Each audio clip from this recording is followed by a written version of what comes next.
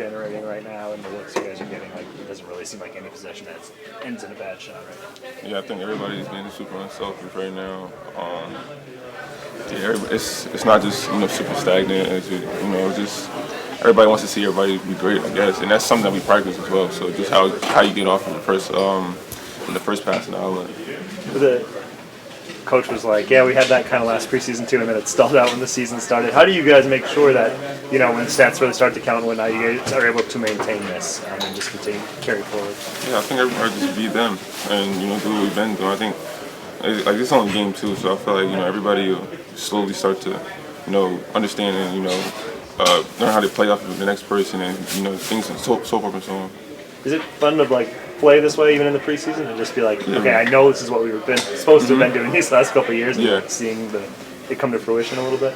Oh man, I think each year is growth, I guess. So I think just learning and being more habitual with it, I think that just plays a part as well. And then having fun with it, obviously. So.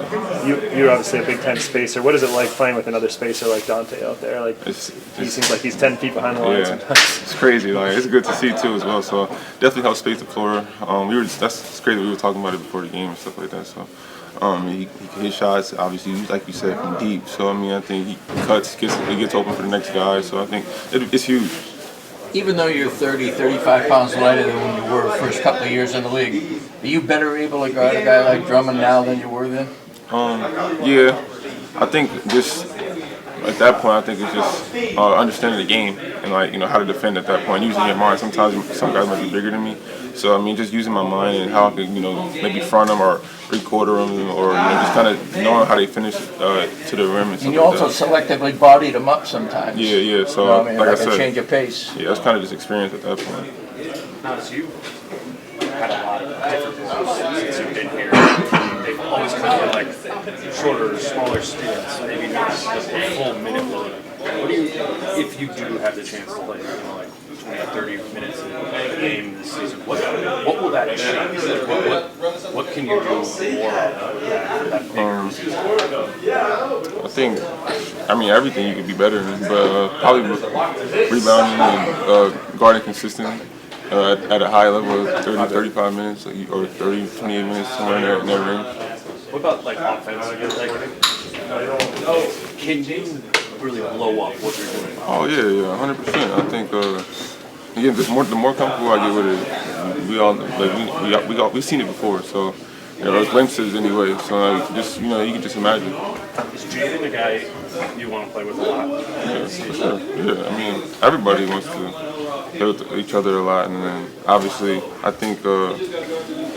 Seems like that's who you have the most natural chemistry. Yeah, for sure. I could say that as well. I just know things he likes to do and stuff like that. It's like back cuts. I just know him in his game, so it's kind of it just clicks easy. If you become like that matchup nightmare, what kind of nightmare do you want to deliver most? Punishing a small or punishing a big guy?